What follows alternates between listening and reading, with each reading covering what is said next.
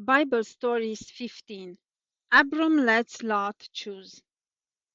Let each of you look out not only for his own interests, but also for the interests of others.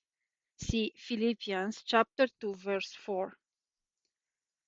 Abram and Sarai didn't have any children, but they had a lot of servants, and these servants had their own families as well. Abram's nephew Lot lived with them too, and both men had a large number of sheep, goats, and other animals. All these people, and especially the animals, needed plenty of space, grass, and water. The servants were busy each day trying to find enough grazing spots for Abram and Lot's animals. Soon, Abram and Lot started to hear arguing and quarreling. Lot's servants didn't want Abram's servants to take up their grazing spots, and Abram's servants wanted to keep Lot's servants away from their spots. The quarreling grew worse and worse until Abram knew he needed to do something. "My dear Lot," he told his nephew, "we are brothers. We are from the same family, and we worship the same God. We shouldn't have quarrels in our home. Why don't we separate so that there can be enough space and food for all our animals? Look out there. There's the plain of the Jordan and the plain of Canaan. Which one would you like to move to?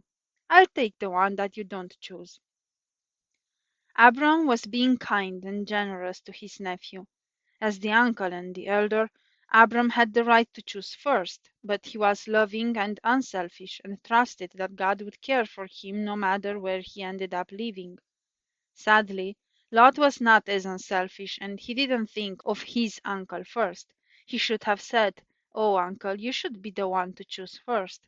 But instead, he looked at the two lots of land and chose the best, greenest, and most beautiful one, the plain of the Jordan.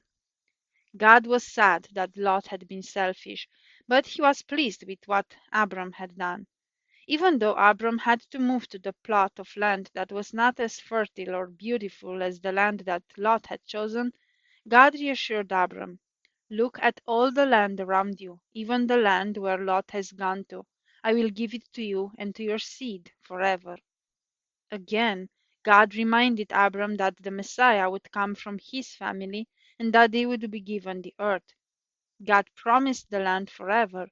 This was a promise of the new world after the resurrection, when Abram would never die and would be able to have the land forever.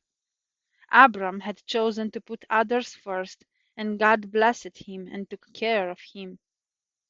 Abram was unselfish because he knew God, and that helped him to trust in God's care. Let's ask God to help us get to know Him in this way too, so that we can be unselfish and receive great promises. Amen.